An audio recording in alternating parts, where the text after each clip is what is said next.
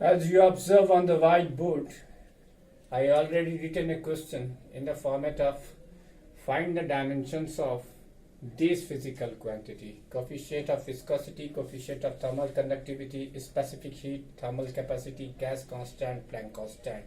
These are the very important dimensions for the point of view of examination. Generally in the exam, these dimensions are asked. So we are trying to calculate the dimensions of all those given physical quantities by the simple method already described in previous videos. The coefficient of viscosity. For the calculation of coefficient of viscosity, a simple formula according to F is equal to 6 pi eta R into b. ये viscous drag का formula है.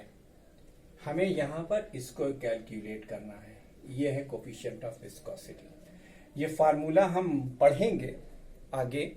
ठीक है कि जैसे friction होता है वैसे ही लिक्विड फ्रिक्शन होता है. तो जब कोई सॉलिड बॉडी किसी लिक्विड के अंदर मूवमेंट में आती है तो दो लेयर्स के बीच में फ्रिक्शन होता है. उस फ्रिक्शन को हम लिक्विड फ्रिक्शन या विस्कोसिटी कहते हैं.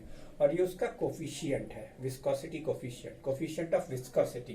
तो अब आपको चूंकि फार्मूला लिख गया है तो नीटा कैलकुलेट करने के लिए आपको लिखना पड़ेगा F upon R into b. तो उसी के बेटा 6 पाई तो डायमेंशन लेस है. ठीक है. अब R क्या है? R रेडियस है, V वेलोसिटी है, F फोर्स है. F फोर्स है. फोर्स की dimension you already know, ml t to the power -2. आप R की भी डायमेंशन जानते हो, रेडियस है L, और V की भी डायमेंशन जानते हो, L t की पावर -1 है. रेस्ट आप खुद करोगे. Coefficient of viscosity.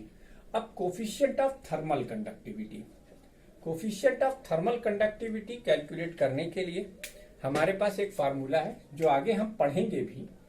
Heat transfer per unit time is equal to K times A θ1 minus θ2 upon L.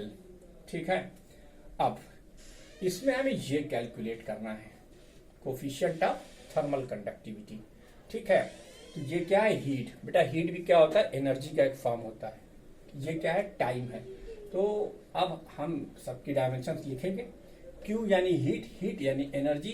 तो इसकी डायमेंशन ml स्क्वायर t की पावर -2. ये टाइम है, टाइम की डायमेंशन t. ओके. K की डायमेंशन हमें कैलकुलेट करना है. A एरिया है, एरिया की डायमेंशन L स्क्वायर होती है. टेम्परेचर की डायमेंशन थीटा, और L यानी थिकनेस, थिकनेस की भी डायमेंशन L. अब आप इसे ऑलरेडी सॉल्व कर लीजिए और लिख लीजिए. ठीक है. फिर तीसरा आपके सामने है स्पेसिफिक हीट. इसका भी एक फार्मूला आपने क्लास 10 में पढ़ा था. Q is equal to M into C. पढ़ा दिए फार्मूला स्पेसिफिक हीट. या एक फार्मूला और आप पढ़ सकते हैं इसका. स्पेसिफिक हीट का मास, स्पेसिफिक हीट एनर्जी Q बराबर mc डेल्टा थीटा. इस फार्मूले से आप स्पेसिफिक हीट का कैलकुलेशन करेंगे. ये 10th का पढ़ा हुआ फार्मूला है आपका. तो यहां से आप जब C की डायमेंशन निकालोगे तो आपको हीट की डायमेंशन यानी एनर्जी की डायमेंशन लिखनी है ml स्क्वायर t की पावर -2, और यहाँ C की डायमेंशन में कैलकुलेट करनी है. m मास है और डेल्टा थीटा टेम्परेचर है. तो इस तरीके से आप इसकी भी डायमेंशन कैलकुलेट कर लोगे. मैंने रेस्ट आपके लिए छोड़ दिया. जब आप कॉपी पे ये नोट करेंगे तो आप फिर वहां पर इसे पूरा सॉल्व करके लिखेंगे, और लिख जरूर लीजिएगा. मेरे भरोसे मत बैठिएगा. It is not possible for me to write all those things on the whiteboard because there is a lack of time, there is a lack of time for the recording of video. If I am taking the offline lecture, then I have a sufficient time to explain all these things. So please cooperate us, please cooperate me in this manner. Try whatever you can do yourself. Okay. The thermal capacity. Fourth है आपका thermal capacity. अब thermal capacity का एक formula होता है Q is equal to mass into specific heat. अच्छा, specific heat. Specific heat का formula, specific heat की डायमेंशन आप यहां से कैलकुलेट कर लोगे. इस तरीके से आप स्पेसिफिक हीट की डायमेंशन निकालने के लिए स्पेसिफिक हीट की डायमेंशन निकालने के लिए आप Q की डायमेंशन लिखोगे. सॉरी,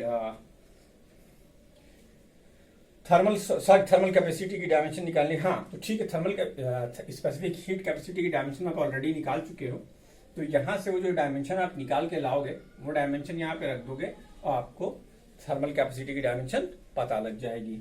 इस तरीके से पांचवा पॉइंट हमारा है आर, ये गैस कांस्टेंट है। आपने एक इक्वेशन जरूर पढ़ा होगा, P V is equal to N R T.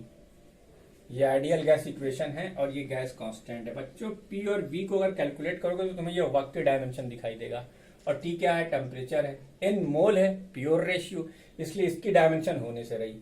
तो आपको आर की डायमेंशन कैलकुलेट करने के लिए लिखना पड़ेगा P into V upon T. तो P की डायमेंशन प्रेशर है, प्रेशर की डायमेंशन आप खुद कैलकुलेट कर चुके हैं, V भी मैं आपके लिए छोड़ रहा हूं, T भी।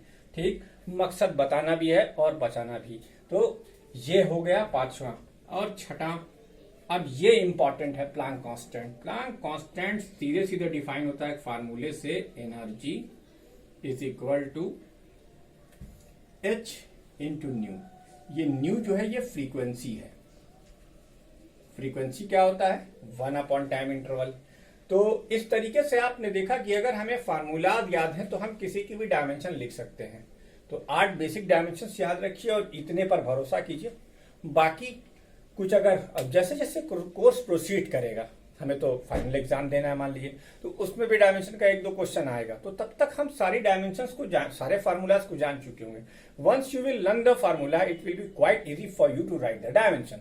Okay, so pause the video and note it down whatever I wrote on the whiteboard.